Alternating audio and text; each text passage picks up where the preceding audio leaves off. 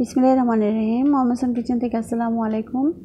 আজকে আমি ভিন্নভাবে চিকেন ভুনা করে দেখাবো।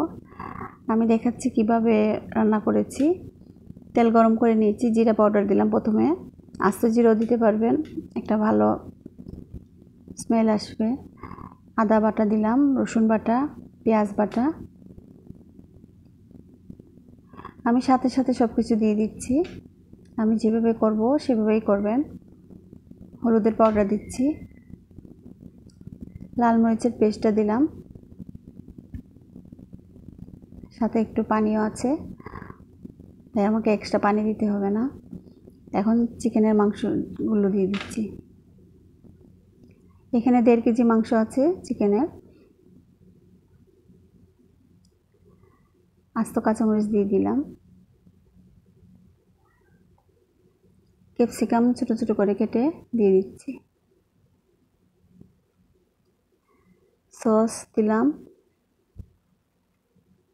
মশলার পানিটাই উপরে উঠে এসেছে।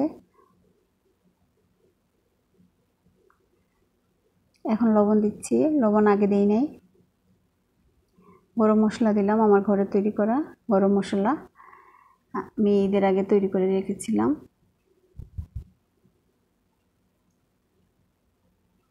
একটু ভুনে নেব। এখন সয়া সস দিয়ে দিচ্ছি, দই দিলাম, মিষ্টি দই।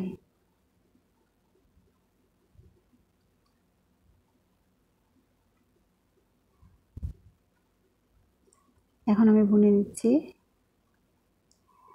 তেলটা উপরে উঠে এসেছে।